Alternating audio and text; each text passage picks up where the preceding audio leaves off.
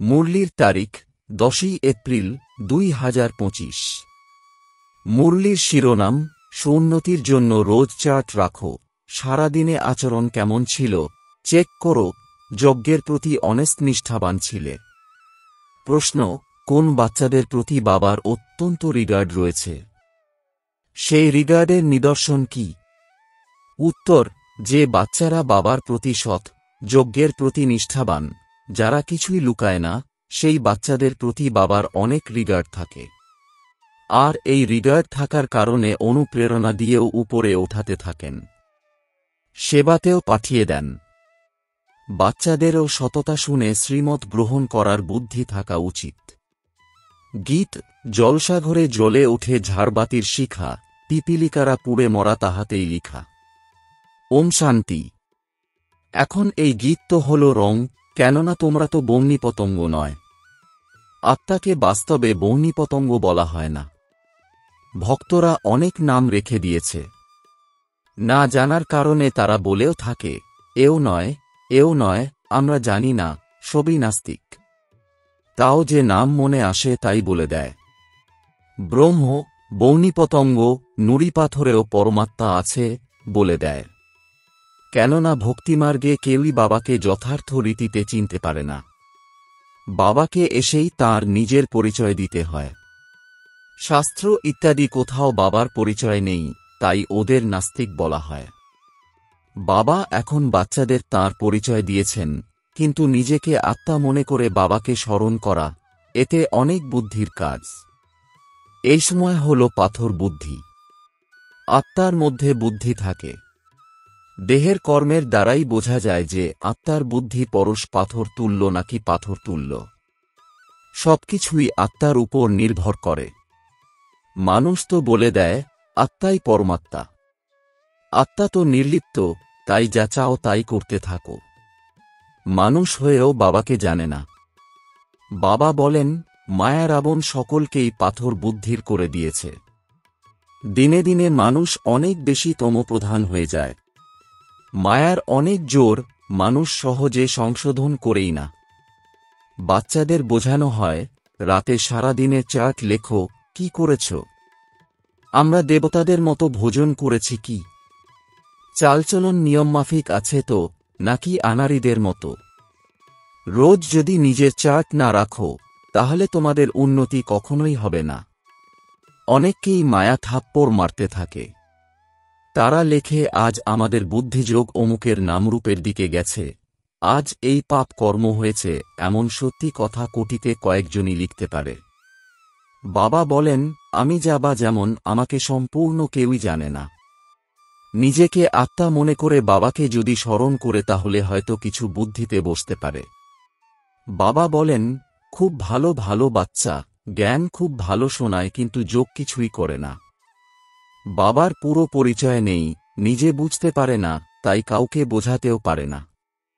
সম্পূর্ণ দুনিয়ার মানুষ মাত্র রচয়িতা আর রচনাকে সম্পূর্ণ জানেই না, তাহলে মনে করো কিছুই জানে না। এও এই নাটকেই নির্ধারিত রয়েছে। আবারও তা হবে। 5000 বছর পরে আবারও এই সময় আসবে, আমাকে এসে আবার বোঝাতে হবে রাজত্ব নেওয়া তো কম কথা নয়। এতে অনেক পরিশ্রম। মায়া খুব জোরে আঘাত করে, খুব বড় যুদ্ধ চলে। যেমন বক্সিং হয়, তাই না? যারা খুব হুঁশিয়ার, তাদেরই বক্সিংয়ের যুদ্ধ হয়, একে অপরকে তো বেহুঁশ করে দেয়, তাই না? ওরা বলে, বাবা মায়ার অনেক ঝড় আসে, এই হয়। তাও খুব অল্পই সত্য লেখে। অনেকেই আছে যারা লুকিয়ে রাখে। তারা বুঝতেই পারে না যে বাবাকে কিভাবে সত্যি কথা শোনাবে, কি শ্রীমত নিতে হবে, এ বর্ণনা করতে পারে না। বাবা জানেন যে মায়া অত্যন্ত প্রবল, তাই সত্য বলতে তাদের লজ্জা হয়। তাদের কর্ম এমন হয়ে যায় যে বলতে লজ্জা লাগে। বাবা তো অনেক রিগার্ড দিয়ে উপরে তুলে ধরেন। তিনি বলেন, এ খুবই ভালো, একে অলরাউন্ডার সেবাতে পাঠাবো। ব্যাস, দেহ অহংকার এলে মায়ার থাপ্পড় খেলেই নেমে যায়। বাবা তো উপরে তুলে ধরার জন্য প্রশংসাও করেন। তিনি বলেন, আমি তোমাদের অনুপ্রেরণা দিয়ে তুলে ধরব। তোমরা তো খুবই ভালো, স্থূল সেবাতেও তোমরা ভালো। বাবা তোমাদের যথার্থ রীতিতে বলেন যে এই লক্ষ্য খুবই ভারী।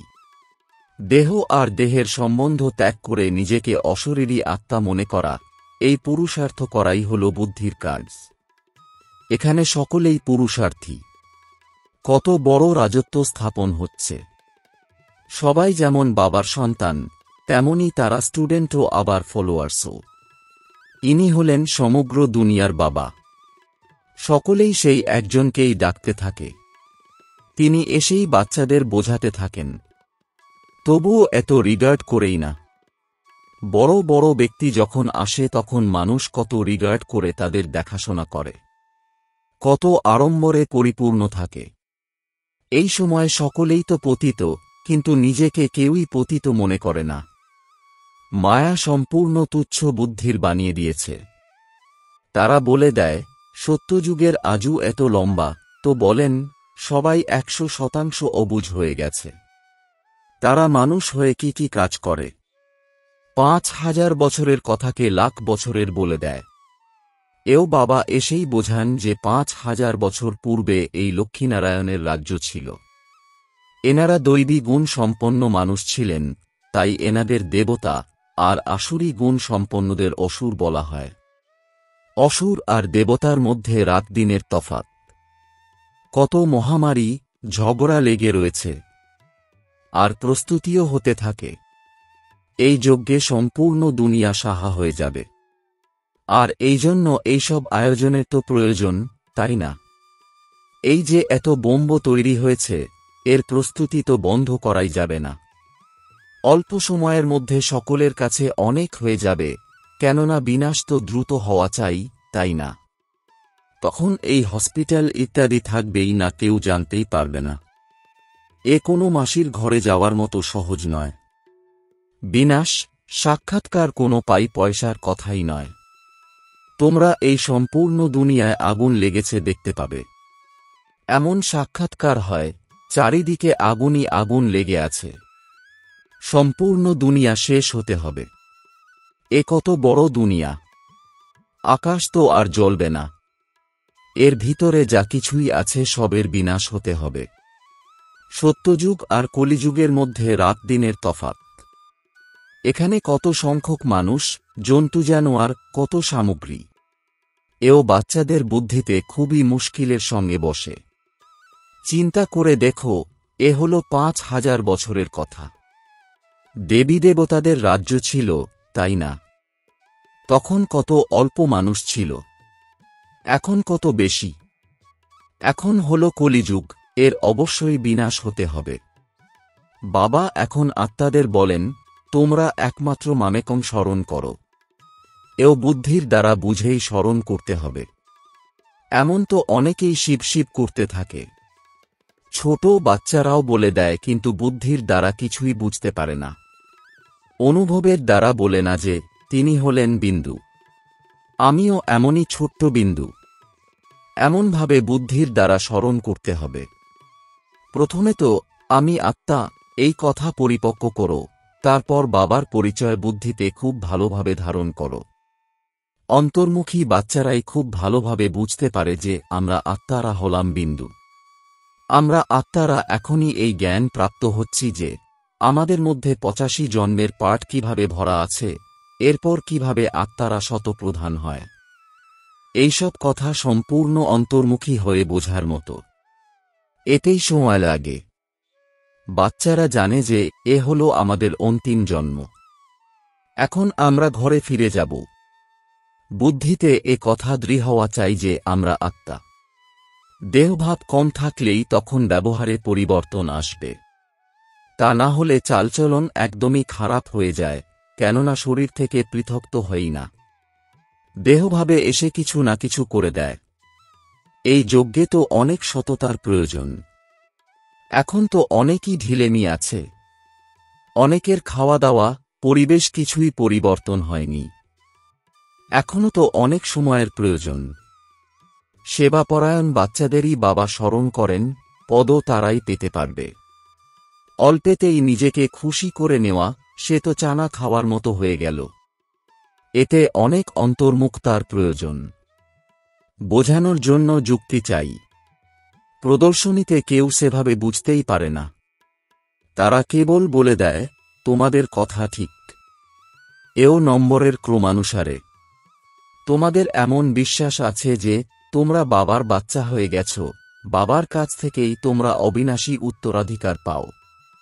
বাবার সম্পূর্ণ সেবা করাই হল আমাদের একমাত্র কাজ।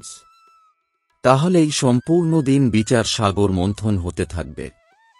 এই বাবাও তো বিচার সাগর মন্থন করেন, তাই না? না হলে এই পদ তিনি কিভাবে পাবেন? এই দুজনেই বাচ্চাদের একসঙ্গে বোঝান। দুটো ইঞ্জিন মিলিত হয়েছে, কেননা চড়াই অনেক বড়, তাই না? পাহাড়ে চড়তে গেলে গাড়িতে দুটো ইঞ্জিন লাগানো হয়। কখনো কখনো চলতে চলতে গাড়ি দাঁড়িয়ে গেলে তাকে টানতে টানতে নিচে নামিয়ে আনা হয়। আমাদের বাচ্চাদেরও এমনই। চড়তে চড়তে, পরিশ্রম করতে করতে আর উচ্চতায় চড়তে পারে না। মায়ার গ্রহণ বা তুফান লাগে, তখন একদম চূর্ণ হয়ে নিচে পড়ে যায়। অল্প কিছু সেবা করলেই অহংকার এসে যায়, তখনই নিচে নেমে যায়। মনেও করে না যে বাবা আছেন, সঙ্গে ধর্মরাজও আছেন। যদি এমন কিছু করি তাহলে আমাদের অনেক বেশি দণ্ড ভোগ করতে হবে। এই শাস্তির বাইরে থাকলে তো খুবই ভালো। বাবার হয়ে এই অবিনাশী উত্তরাধিকার গ্রহণ করা এ কোনো মাসির বাড়ি যাওয়ার মতো সহজ নয়। বাবার হয়ে এমন কিছু যদি করে তাহলে বদনাম করে দেয়, তখন অনেক দোষ হয়ে যায়। উত্তরাধিকারী হওয়া মাসির বাড়ি যাওয়ার মতো সহজই না। প্রজাতেও এমন এত বিত্তবান প্রজা হয় যে শেখথা আর জিজ্ঞেস করো না। অজ্ঞানকালে কেউ ভালো হয়, কেউ আবার যেমন তেমন। নাবালক বাচ্চাদের তো বলে দেবে, আমাদের সামনে থেকে সরে যাও। এখানে তো একটি দুটি বাচ্চার কথা নয়। এখানে মায়া খুবই জোরদার। এখানে বাচ্চাদের খুবই অন্তর্মুখী থাকতে হবে, তখনই তোমরা কাউকে বোঝাতে পারবে। তোমাদের কাছে সবাই তখন বলিহারি যাবে, তারপর তারা অনেক অনুতাপ করবে, আমরা বাবাকে এত গালি দিয়ে এসেছি। যারা বাবাকে সর্বব্যাপী বলে বা নিজেদের ঈশ্বর বলে, তাদের সাজা কি কম? এমনি তো উদ্ধার হবেই না, তাদের জন্য আরও সমস্যা। সময় যখন আসবে, বাবা এদের থেকে সমস্ত হিসাব নেবেন। অন্তিম সময় সকলেরই হিসেবনিকেশ তো শোধ হয়, তাই না? এতে অনেক বিশাল বুদ্ধির প্রয়োজন। মানুষকে তো দেখো, কাকে কাকে শান্তির জন্য প্রাইজ দিতে থাকে। আর বাস্তবে তো একজনই শান্তি স্থাপন করেন। বাচ্চাদের লিখে দেওয়া উচিত, এই দুনিয়াতে পবিত্রতা, শান্তি এবং সমৃদ্ধি ভগবানের শ্রীমতেই স্থাপন হচ্ছে। এই শ্রীমত তো বিখ্যাত। মানুষ তো শ্রীমৎ ভাগবত গীতা শাস্ত্রকে কত সম্মান করে। কেউ কারোর শাস্ত্র মন্দিরের নামে কোনো কিছু বলল, তখনই কত লড়াই শুরু করে দেয়। তোমরা এখন জানো যে এই সম্পূর্ণ দুনিয়া জলে ভস্ম হয়ে যাবে। এরা মন্দির মসজিদকে জ্বালিয়ে দেবে। এই সব হওয়ার পূর্বে তোমাদের পবিত্র হতে হবে। তোমাদের এই উদ্বিগ্নতা থাকা উচিত। ঘরবাড়িও তোমাদেরই দেখাশোনা করতে হবে। এখানে তো অনেকেই আসে। এখানে তো ছাগলের মতো রাখা হবে না, তাই না? কেননা এ তো অমূল্য জীবন, এই জীবনকে তো খুবই সাবধানের সঙ্গে রক্ষা করতে হবে। এখানে বাচ্চাদের সঙ্গে করে নিয়ে আসা, এও বন্ধ করতে হবে। এ তো বাচ্চাদের কিভাবে বসে সামলানো যাবে? বাচ্চারা ছুটি পেলে তোমরা মনে করো, আর কোথায় যাব, চলো মধুবনে বাবার কাছে যাই। এ তো তাহলে ধর্মশালা হয়ে যাবে। তাহলে এই ইউনিভার্সিটি কিভাবে হলো? বাবা এখন সব দেখছেন, কখন তিনি নির্দেশ দিয়ে দেবেন, বাচ্চাদের যেন কেউ সঙ্গে করে নিয়ে না আসে। এই বন্ধনও তোমাদের কম হয়ে যাবে। মায়েদের উপর বাবার দয়ার অনুভব হয়। বাচ্চারা এও জানে যে শিব বাবা হলেন গুপ্ত। কারোর কারোর তো এনার প্রতি সম্মানও থাকে না। তারা মনে করে আমাদের তো সমস্ত সম্পর্ক শিব বাবার সঙ্গে। তারা এটুকুও বুঝতে পারে না যে শিব বাবাই তো এনার দ্বারা বোঝান, তাই না? মায়া নাক ধরে উল্টো কাজ করায়, তাই ছাড়তেই পারে না। রাজধানীতে তো সবাইকেই চাই, তাই না? এইসব ভবিষ্যতে সাক্ষাৎকার হবে, শাস্তিরও সাক্ষাৎকার হবে। পূর্বেও বাচ্চাদের এইসব সাক্ষাৎকার হয়েছে, তাও কেউ কেউ পাপ কাজ ছাড়তেই পারে না। কোনো কোনো বাচ্চা এমন গিঁট বেঁধে রেখেছে যে আমাদের তো থার্ড ক্লাসই হতে হবে, তাই তারা পাপ করা থেকে বিরত থাকতে পারে না। তারা আরও ভালোভাবে নিজেদের সাজার জন্য প্রস্তুতি নিচ্ছে। তাদের বোঝাতে তো হয়, তাই না, যে এই গিঁট বেঁধে রেখো না, কিন্তু তাদের তো থার্ড ক্লাসই হতে হবে। এখনই এই গিঁট বেঁধে নাও যে আমাদের তো এমন লক্ষ্মীনারায়ণ হতেই হবে। কেউ তো খুব ভালোভাবে গিঁট বাঁধে, চার্ট লেখে, আজ আমরা কোনো কিছু করিনি তো। এমন চার্টও অনেকেই রাখত, তারা আজ আর নেই। মায়া প্রচুর আছাড় মারে। অর্ধেক কল্প আমি তোমাদের সুখদান করি আর অর্ধেক কল্প মায়া তোমাদের দুঃখ দান করে। আচ্ছা, মিষ্টি মিষ্টি প্রশিক্ষার্থী বাচ্চাদের মাতাপিতা বাপদাদার স্মরণে স্নেহসুমন আর সুপ্রভাত। আত্মাদের পিতা তাঁর আত্মারূপী বাচ্চাদেরকে জানাচ্ছেন নমস্কার। ধারণার জন্যে মুখ্য সার: এক, অন্তর্মুখী হয়ে দেহভাব থেকে ঊর্ধ্বে থাকার অভ্যাস করতে হবে। খাওয়া দাওয়া, আচার আচরণ সংশোধন করতে হবে, কেবল নিজেকে খুশি করে অমনোযোগী হবে না। 2, অত্যন্ত উত্তুঙ্গ হল এই উত্তরণ, তাই অনেক সাবধান হয়ে চলতে হবে। যে কোনো কর্ম খুব সাবধানতার সাথে করতে হবে। অহংকারে এসো না। উল্টো কর্ম করে সাজা তৈরি করে রেখো না। এই গিঁট বাঁধতে হবে যে আমাকে এই লক্ষ্মীনারায়ণের মতো তৈরি হতেই হবে। বরদান: আত্মিকতার শ্রেষ্ঠ স্থিতির দ্বারা বাতাবরণকে আধ্যাত্মিক বানানো সহজ, পুরুষার্থী ভব। এর বিস্তার: আত্মিকতার স্থিতির দ্বারা নিজের সেবাকেন্দ্রে এমন আধ্যাত্মিক বাতাবরণ বানাও যার দ্বারা নিজের এবং অন্য আত্মাদের সহজেই উন্নতি হতে পারে, কেননা যারা বাইরের বাতাবরণ থেকে ক্লান্ত হয়ে আসে তাদের এক্সট্রা সহযোগের প্রয়োজন হয়, এই জন্য তাদেরকে আধ্যাত্মিক বায়ুমণ্ডল দ্বারা সহযোগ দাও। সহজ পুরুষার্থী হও আর বানাও। প্রত্যেক আগত আত্মারা অনুভব করবে যে এই স্থানে থেকে সহজেই নিজের উন্নতি করা যাবে। স্লোগান: বরদানী হয়ে শুভ ভাবনা আর শুভ কামনার বরদান দিতে থাকো। ওম শান্তি।